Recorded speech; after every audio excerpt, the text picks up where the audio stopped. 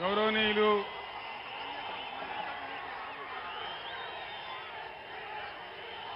మన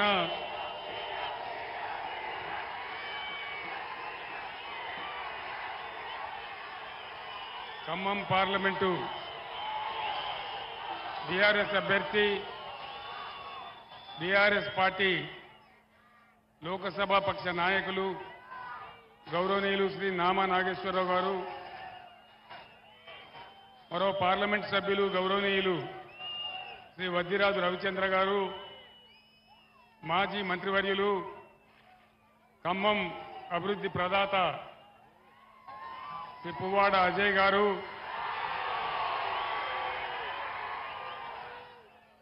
జనగామ ఎమ్మెల్యే శ్రీ పల్లా రాజేశ్వరరెడ్డి గారు, ఖమ్మం లోక్సభ నియోజకవర్గంలో ఉన్నటువంటి బీఆర్ఎస్ మాజీ శాసనసభ్యులు, ఖమ్మం జిల్లా బీఆర్ఎస్ అధ్యక్షులు ఎమ్మెల్సీ తాతా మధు గారు, ఈరోజు ఇంత విశేషమైన సంఖ్యలో 42-43 డిగ్రీల ఎండ ఉన్నా కూడా విశేషంగా తరలివచ్చినటువంటి అన్నాదమ్ములకు, అక్క చెల్లెలకు అందరికీ నమస్కారం. దయచేసి నినాదాల తర్వాత నేను ఎక్కువసేపు మాట్లాడని పావు గంటే నినాదాలు చివరిలో చెప్దాం. ఇందాక నామా నాగేశ్వరరావు గారు ఏందయ్యా నామా నాగేశ్వరరావు గారు పెద్దలు ఒక మాట చెప్పారు. ఆయనకు పాపం బాగా ఆశ ఎక్కువ.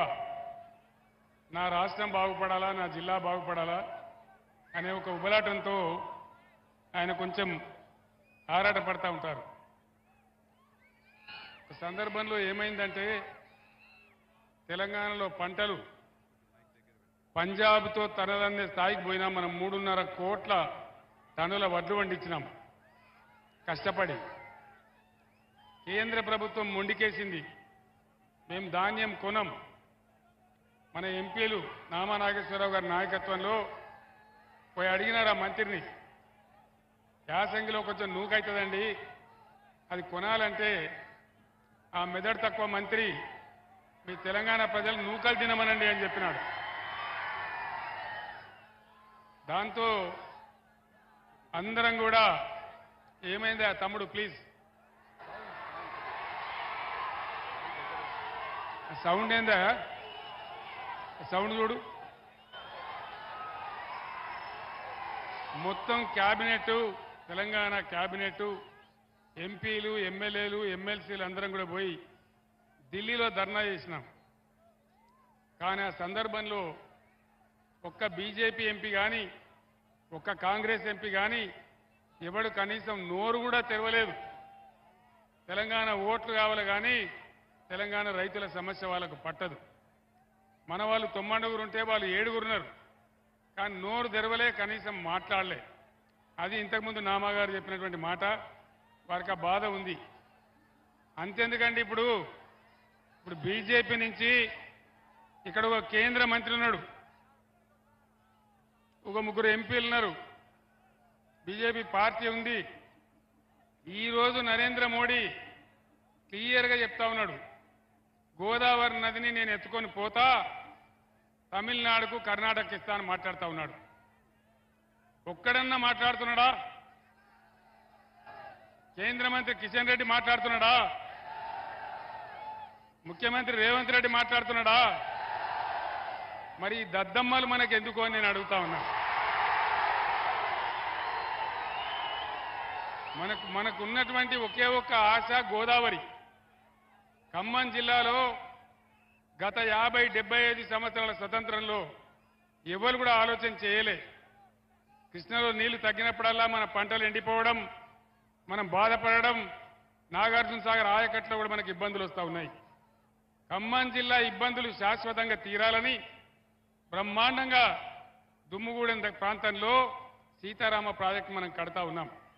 37 టీఎంసీల ప్రాజెక్ట్ అది పూర్తి అయితే ఖమ్మం జిల్లాలో 1 ఇంచు లేకుండా కూడా వ్యవసాయానికి నీళ్లు వచ్చే ప్రాజెక్ట్ ఆ ప్రాజెక్ట్.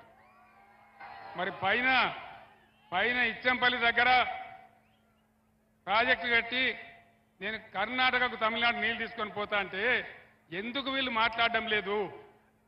ఇలా ముఖ్యమంత్రి రేవంత్ రెడ్డి ఎందుకు మాట్లాడడం లేదు? అదే నేను ముఖ్యమంత్రిగా ఉండే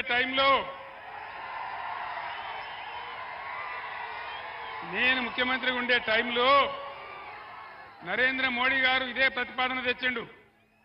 నేను చెప్పిన ఎట్టి పరిస్థితులలో మా రాష్ట్రానికి వచ్చే నీళ్ల లెక్క తేల్చేదాకా, మా వాటా మాకు అక్కడ పెట్టేదాకా నా తల తెగిపడ్డా సరే నేను ఒప్పుకోను అని చెప్పిన.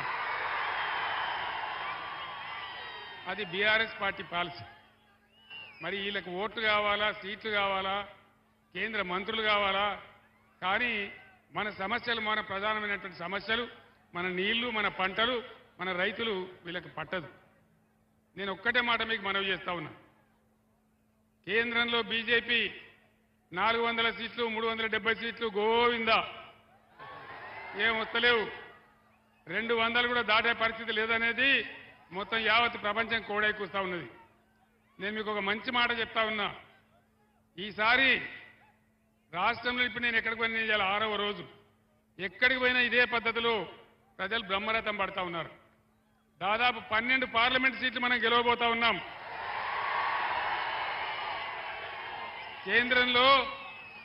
కేంద్రంలో సంకీర్ణ ప్రభుత్వం రాబోతా ఉంది. అప్పుడు ఏం జరుగుతుంది? మీరు నామాగారిని ఎంపీకి గెలిపిస్తే ఆ సంకీర్ణ ప్రభుత్వంలో నామాగారు కేంద్ర మంత్రి అవుతాడని మనం చేస్తా ఉన్నాం. అంత పెద్ద లాభం మనకు జరుగుతుంది. ఒకసారి నామాగారు కేంద్రంలో మంత్రికి వస్తే అన్ని రకాల తెలంగాణ రాష్ట్రానికి, మన ఖమ్మం నియోజకవర్గానికి, ఖమ్మం జిల్లాకి చాలా పెద్ద మేలు జరిగే అవకాశం ఉంటుంది. ఈ అవకాశం తీసుకోవాలని మిమ్మల్ని మనవి చేస్తా ఉన్నా. ఈ నరేంద్ర మోడీ దాడి నుంచి, ఈ చేతగాని చేవలేని కాంగ్రెస్ ప్రభుత్వం నుంచి మన గోదావరి రక్షించుకోవాలన్నా, కృష్ణా రక్షించుకోవాలన్నా, మన నిధులు మనం తెచ్చుకోవాలన్నా, మన హామీలు తెచ్చుకోవాలన్నా, మన హక్కులు సాధించుకోవాలన్నా ఖచ్చితంగా ఇలా బీఆర్ఎస్ అయితేనే పేగులు దిగేదాకా కొట్లాడుతుంది. ఆనాడు మీకు బాగా గుర్తుంది, నేను ఒక్కడిగా బయలుదేరిన నాడు ఎవ్వనికి నమ్మకం లేదు తెలంగాణ వస్తుందని. సరే, నేను ఆమరణ దీక్షకు పూనుకున్నా. నన్ను అరెస్ట్ చేసి ఇదే ఖమ్మం జిల్లా జైలు తీసుకొని నన్ను వచ్చినారు. నేను ఖమ్మం జైల్లోనే ఉన్నాను. ఆనాడు ఇక్కడ ఖమ్మం జిల్లా బిడ్డలు, న్యూ డెమోక్రసీ పార్టీ కావచ్చు, ఇతరులు కావచ్చు, కమ్యూనిస్టు విద్యార్థి బృందాలు కావచ్చు, తెలంగాణ వాదులు కావచ్చు, బ్రహ్మాండంగా నాకు బ్రహ్మరథం పట్టి ఆశీర్వదించి నాకు మద్దతు కూడా తెలిపినారు. ఆ సంఘటన నేను మర్చిపోలేనని చెప్పి నేను మనవి చేస్తా ఉన్నా. చివరికి తెలంగాణ వచ్చింది. 10 ఏళ్లలో ఒక పూల పొదరిల్లులాగా ఒకటి స్టెప్ బై స్టెప్ బ్రహ్మాండంగా కులము, మతము, జాతి ప్రసక్తి లేకుండా అన్ని వర్గాల ప్రజలను కడుపులో పెట్టుకొని సాదుకున్నాం. పేద సాధలను ఆదుకున్నాం. రైతాంగాన్ని కాపాడుకున్నాం. రైతాంగానికి సమయానికి పెట్టుబడి అందించినాం. వాళ్ళకు రైతు బీమా కల్పించినాం. 24 గంటలు రెప్పపాటు పోయినటువంటి కరెంటు సదుపాయం కల్పించినాం. అది మీ అందరికీ తెలుసు. రైతుల పంటలు బ్రహ్మాండంగా కాలాల నుంచి కొన్నాం. 7,500 కొనుగోలు కేంద్రాలు ఏర్పాటు చేసి వాళ్ళకి ఇబ్బంది లేకుండా కొన్నాం. కొనడమే కాకుండా డబ్బులు బ్యాంకులో వేసినాం, మధ్య దళారీ లేకుండా. అది మీ అందరికీ తెలుసు. కానీ మొన్న జరిగిన ఎన్నికలలో కాంగ్రెస్ పార్టీ, ఈనాటి ముఖ్యమంత్రి అడ్డగోలు హామీలు ఆయన నోటికి మొక్కాలి. వెనకట కాంగ్రెస్ వాళ్ళు చెప్పేది, కాంగ్రెస్ వాళ్ళు ఎన్టీఆర్ రాకముందు కాంగ్రెస్ వాళ్ళు చెప్పేది ఏం చెప్పేది? దున్నేవానికే భూమి, తినేవానికే విస్తరి, గీసేవానికే గుండు, ఇక అమ్మను చూడు, ఆవు చూడ, బొమ్మను చూడు, గుద్దో గుద్దు అనేది. కానీ నిజమైన సంక్షేమం ఈ రాష్ట్రంలో ప్రారంభమైంది ఎన్టీ రామారావు గారు వచ్చిన తర్వాతనే. పేదలకు పట్టడి అన్నం దొరికింది, బుక్కెడు బువ్వ దొరికింది. ఆ పుణ్యాత్ముడు పెట్టినటువంటి 2 రూపాయల కిలో బియ్యం ద్వారానే. ఈ రాష్ట్రంలో ఎవడు అవునన్నా కాదన్నా ఇది చరిత్ర. ఆ మహనీయుడు ఆయన వచ్చిన తర్వాత 2 రూపాయల కేజీ రైస్ పెడితేనే పేద సాధలకింత బియ్యం దొరికి పట్టడి అన్నం దొరికిన మాట చారిత్రక సత్యం. అట్లనే పక్కా గృహ నిర్మాణం కావచ్చు, జనతా వస్త్రాలు కావచ్చు, అనేక మంచి కార్యక్రమాలు భూమి శిస్తు రైతులకు రద్దు చేయడం కావచ్చు, ఇట్లాంటి అనేక కార్యక్రమాలు నిజమైన సంక్షేమం కాంగ్రెస్ చేయలే. కానీ ఎన్టీఆర్ కాలం నుంచే అది కొంత ప్రారంభమైంది. అది మనందరికీ తెలుసు, చరిత్ర తుడిచేసిపోయేది కాదు. దాని తర్వాత తెలంగాణ పోరాటం, తెలంగాణ రావటం, ఎన్టీఆర్ గారు చేసిన దానికి మించి కార్యక్రమాలు మనం చేసుకున్నాం. రైతు బంధు కానీ, రైతు బీమా కానీ, 24 గంటల కరెంటు కానీ, బ్రహ్మాండంగా ధాన్యం కొనుగోలు కానీ అన్ని రకాలుగా చేసుకున్నాం. ఒక గుంట భూమి ఉన్న రైతు చనిపోతే కూడా వారం లోపల వాళ్ళ ఇంటికి 5 లక్షల రూపాయలు పంపించినాం. కళ్యాణ లక్ష్యం పెట్టుకున్నాం. ఏం చెప్పినాడు ముఖ్యమంత్రి? కేసీఆర్ ఓన్లీ 1 లక్ష రూపాయలు ఇస్తాడు, నేను తులం బంగారం ఇస్తాడు. తులం బంగారం వచ్చిందా? వినబడతలేదు. వచ్చిందా? తులం బంగారం తుస్సుమన్నది. ఇప్పుడు అడిగితే కాంగ్రెస్ కస్సుమంటున్నది. రైతు బంధు అడిగితే చెప్పుతోను కొడతా అంటున్నది. నేను చెప్పినా, అయ్యా అట్లా మాట్లాడే మంత్రి గారు, నీకు అహంకారం ఉన్నది, నీకు కూడా చెప్పున్నది కొట్టడానికి, కానీ రైతుల చెప్పులు చాలా బందోబస్తుంటాయని చెప్పిన నేను. వాళ్ళు ఒకవేళ అదే తిరిగేస్తే మీరు నశమైపోతారు, మాడి మసి అయిపోతారు, ఈ అహంకారం మంచిది కాదు అని నేను చెప్పిన. నేను మీ అందరిని ఒకటే కోరుతా ఉన్నా, ఎక్కడికి పోయింది కరెంటు? బ్రహ్మాండంగా 9 నెలలు 9 సంవత్సరాలు రెప్పపాటు పోకుండా అందినటువంటి కరెంటు ఎక్కడికి పోయింది అని నేను మనవి చేస్తా ఉన్నా. ఎక్కడికి మాయమైంది? కరెంటు కోతలు ఉన్నాయా? నిన్న ఒక మాట జరిగింది. నేను మహబూబ్ నగర్లో మాజీ మంత్రి శ్రీనివాస్ గౌడ్ ఇంట్లో భోజనం చేస్తూ ఉంటే ఆడ 2 సార్లు కరెంటు పోయింది. నేను చెప్పిన కరెంటు పోయింది అని. మరి నన్ను ఇబ్బంది పెట్టానని తీసేసిండ్రా లేదా వాళ్ళ అసమర్థతన? పోయిందని నేను ట్విట్టర్లో పెట్టిన. దాన్ని చూసి ఈ జిల్లాలో ఉన్న ఉప ముఖ్యమంత్రి, కరెంటు మంత్రి బట్టి విక్రమార్క, ఆయన బట్టి విక్రమార్క కాదు, వట్టి విక్రమార్క, ఆయన ఏమి స్టేట్మెంట్ ఇస్తాడు? ముఖ్యమంత్రి కేసీఆర్ గారు అబద్ధాల కోరు, అబద్ధం చెప్తున్నాడు అని చెప్తాడు. ఇప్పుడు నా దగ్గర ఉన్నది కాగితం. నిన్న ఉస్మానియా యూనివర్సిటీలో అక్కడ చీఫ్ వార్డెన్ గారు ఒక సర్కార్ ఇష్యూ చేసిండ్రు. కరెంటు కోతలున్నాయి, నీళ్ల కొరత ఉంది, హాస్టల్ మూసేస్తున్నాం, మీరు ఇంటికి పోండి అని చెప్పించండి. దాన్ని పెట్టి మళ్ళా నేను ట్విట్టర్లో పెట్టి ఇయ్యాల. అదే బట్టి విక్రమార్క గారు చూడండి మీ ఘనత ఎంత ఉందో, ఎక్కడో మహబూబ్ నగర్ ఖమ్మం కాదు, ఉస్మానియా యూనివర్సిటీకే నీళ్ళు ఇచ్చే దిక్కు లేదు అని నేను పెట్టిన. ఏం చేసిండ్రు తెలుసునా? ఏం చేసిండ్రు? ఆ చీఫ్ వార్డెన్ ఎవరైతే ఉన్నారో ఆయన నిన్ను ఎందుకు సస్పెండ్ చేయొద్దు అని నోటీస్ ఇచ్చింది. మీరు సస్పెండ్ చేస్తే చేస్తారు కావచ్చు, కానీ కోతలు నిజం కదా. బీఆర్ఎస్ గవర్నమెంట్లో ఎక్కడ చూసినా వరి కోతలు, ఇవాళ ఎక్కడ చూసినా రాష్ట్రంలో కరెంటు కోతలు. ఇది జరుగుతున్న చరిత్ర. ముఖ్యమంత్రి గారు ఏం చెప్పిండు? ఇవాళ ముఖ్యమంత్రి కేసీఆర్ 1 లక్ష రూపాయలు మాఫీ చేసిండు, మీరు పరిగెత్తుని, ఇక ఉరుకుని లగెత్తుని పోయి 2 లక్షల రుణం తీసుకోండి, నేను డిసెంబర్ 9 నాడు 10:30 గంటలకే మాఫీ చేసి పడేస్తా అని చెప్పిండు. అయిందా? 2 లక్షల రుణమాఫీ అయిందా? కాకపోంగా ఏమైతున్నది? భద్రాద్రి రామయ్య మీద ఒట్టు, బాసర సరస్వతి మీద ఒట్టు, యాదగిరి నరసన్న మీద ఒట్టు. ఎన్ని ఓట్లు పెట్టుకుంటావు ముఖ్యమంత్రి? ఎన్ని ఓట్లు పెట్టుకుంటావు? ఎవరు నమ్ముతారు? ఇది పద్ధతేనా? హరీష్ రాజీనామా చేసిండు. ఆగస్టు 15 లోపల నువ్వు రుణమాఫీ చేయకపోతే నువ్వు రాజీనామా చేయాలి, నేను కూడా రాజీనామా ఇస్తున్నా అని చెప్పి హరీష్ పోయి రాజీనామా ఇచ్చిండు. కానీ ముఖ్యమంత్రి పోలే, తోక ముడిచిండు. అంటే దాని అర్థమైంది? నేను ఒక్కటే మాట మీకు మనవి చేస్తా ఉన్నా, అబద్ధాలు మాట్లాడి అడ్డగోలు హామీలు ఇచ్చి ప్రజలను బురిడి కొట్టించి గద్దెకొచ్చిన ఈ ప్రభుత్వం ఏ ఒక్క హామీ నెరవేర్చలే. 2500 రూపాయలు ప్రతి మహిళకి ఇస్తాం, వచ్చిందా? ఎవరికన్నా వచ్చిందా? వచ్చే ఆశ కూడా ఉన్నదా? ఇన్ని అబద్ధాలా? ఇన్ని రకాలుగా మోసం జరుగుతూ ఉంది. దాని మీద శాసనసభలో కానీ బయట కానీ బీఆర్ఎస్ ప్రశ్నిస్తే ఏం మాట్లాడుతున్నారు? నేను జానారెడ్డిని కాదు, నేను ఫలానా కాదు, కేసీఆర్ నీ గుడ్డు వీకి గోళీలు ఆడుకుంటా నిన్ను పండబెట్టి తొక్కుతా, నిన్ను చెర్లపల్లి జైల్లో వేస్తా, నీ పేగులు తీసి మెడలేసుకుంటా. ఇదేనా ముఖ్యమంత్రి మాట్లాడాల్సిన భాష? దయచేసి ఆలోచన చేయాలి.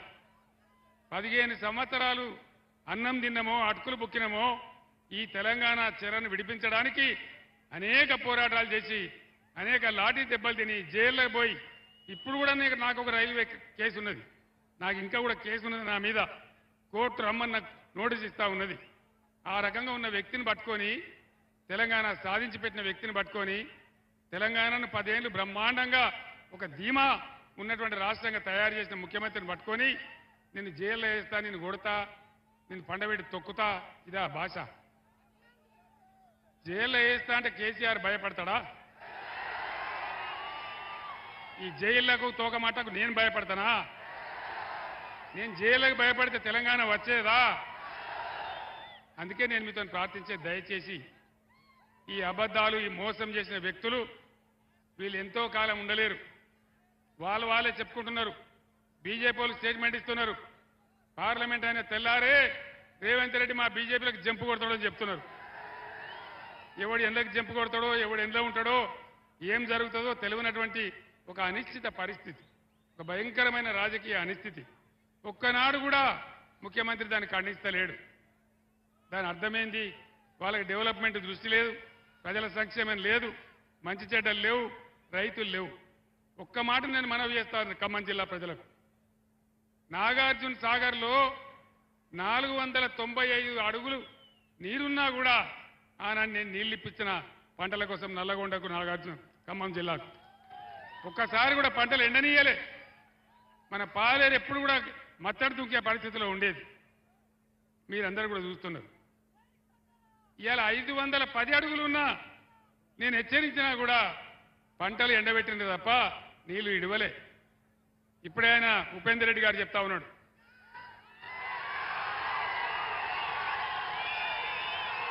నీలకొండ సార్,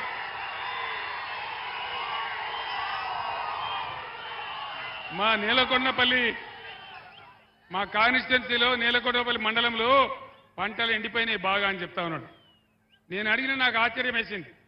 భక్తరామదాస్కి ఏమైంది, అంత బ్రహ్మాండమైన ప్రాజెక్టు కట్టినాం కదా, ఎందుకు ఎండిపోయిందని అడిగితే అనేక రకాల బాధలు సార్, పాలేరు కూడా ఎండబెట్టినారు, కరెంటు కూడా సరిగ్గా ఇయ్యలేదు, చాలా పంటలు ఎండిపోయినాయని చెప్తా ఉన్నారు. ఎక్కడ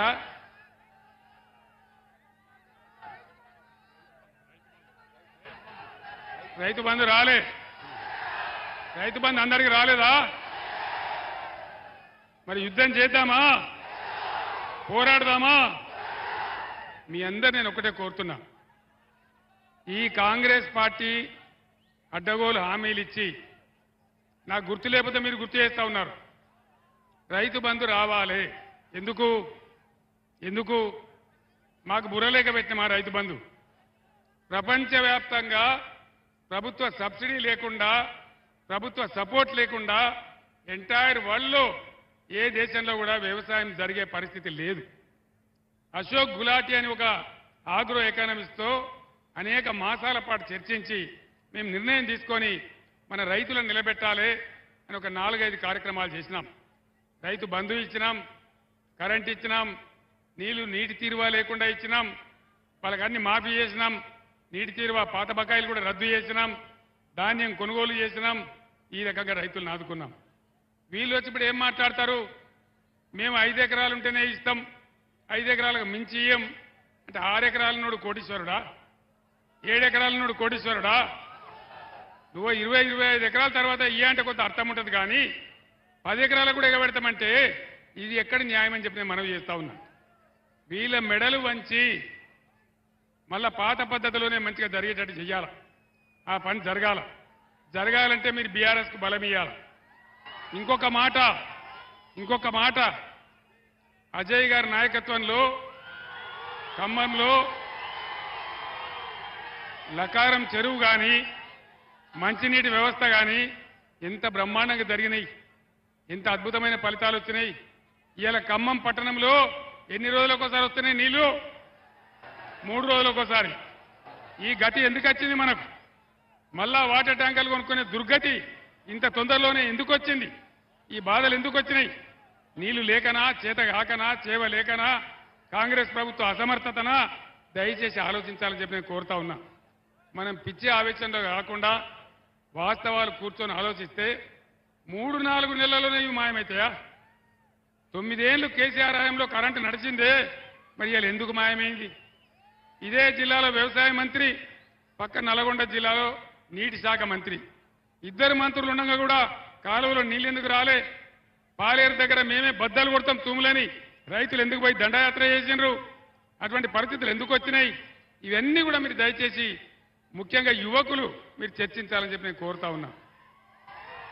ఈ దేశం మీది, ఈ రాష్ట్రం మీది, భవిష్యత్తు మీది. యువత ముఖ్యంగా ఒక ఒరవడిలో కొట్టుకొని పోకుండా మీరు ఆలోచన పరులు.